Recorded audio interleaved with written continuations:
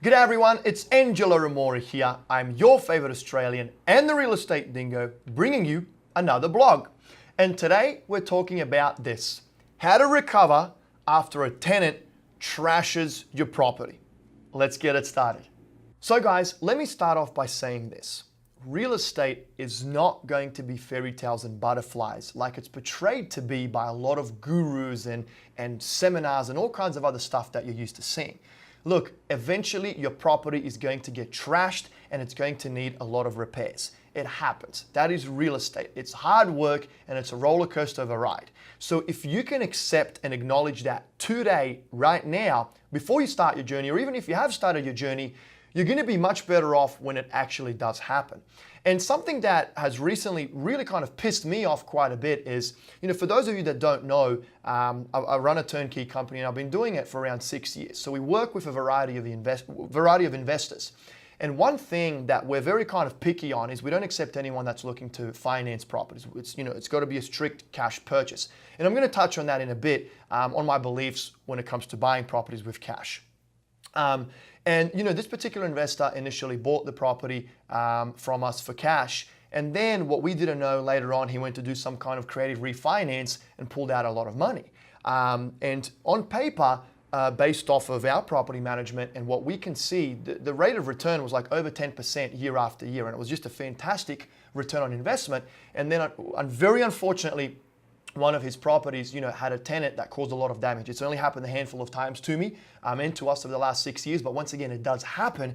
And they got pissed off with us because it did happen because, we did not walk through the property every single day, 365 days a year to see what was going on, or I'm being a little bit sarcastic there, but still, and they then told us that they refinanced the property, had debt on it, and they didn't make any money for 2 years because of the repairs that need to be conducted.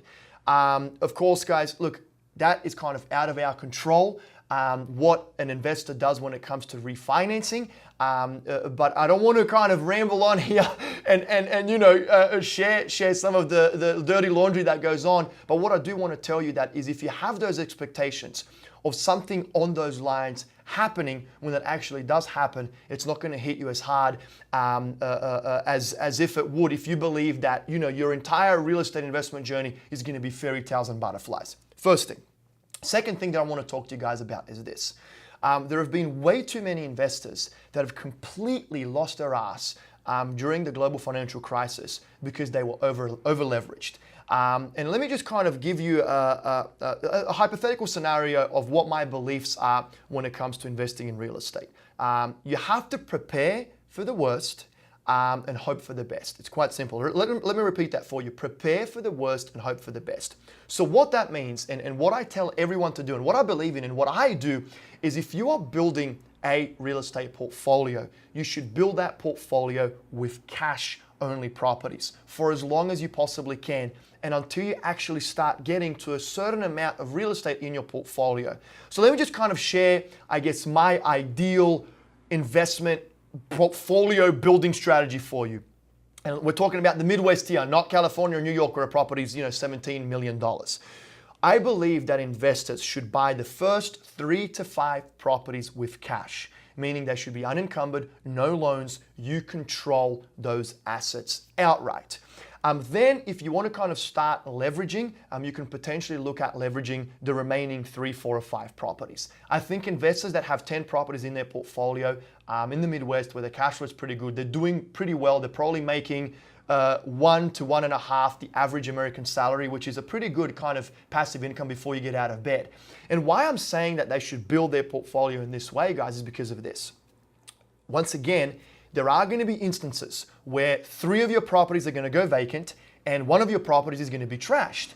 Now, if you have a mortgage or mortgages on all of those properties, you could be in a lot of trouble. Why? Because you're going to get hit with a $10,000 to $20,000 repair bill to get this property back to working order. And you're going to have another 3 properties that are going to be vacant that are going to be costing you money every single month. Now, in the Midwest, it gets pretty cold. And what happens if it's, in the midst of winter where you can't get a property tenanted for a couple of months? Then what's going to happen, guys, is you're going to have to work overtime to put your hand in your pocket to cover the expenses on all of those mortgages. and it's not going to be fun, and it will probably turn you off so much where you will not want to invest in real estate, because the first reason and the most prominent reason why you started your journey is financial freedom, passive income, not a headache, not a hassle, and not losing money every single month because your portfolio has kind of turned to crap. Guys, it happens. It will happen to you.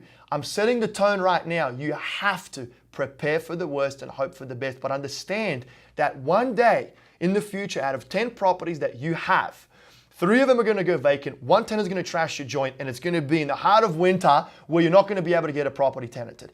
So if you kind of understand these things and you prepare for something like that to happen, yes, it's going to take a lot longer to build that portfolio up, but in my opinion, it's just going to be much more sustainable and self-sufficient for the long haul, and it's going to give you true financial freedom.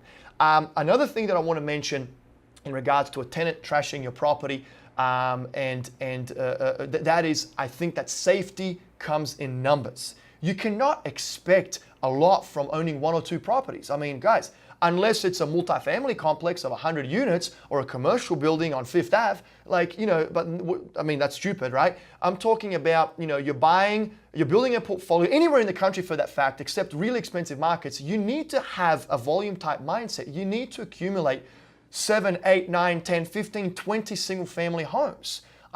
Hopefully with the majority of them being cash owned properties, just in case, if God forbid something does happen with 3, 4, or 5 of those properties, you've still got the cash properties that are cash flowing and they're producing income to cover any shortfall on the rest of your portfolio if you are losing money on any of the other properties. So guys, take it or leave it. Those are my beliefs.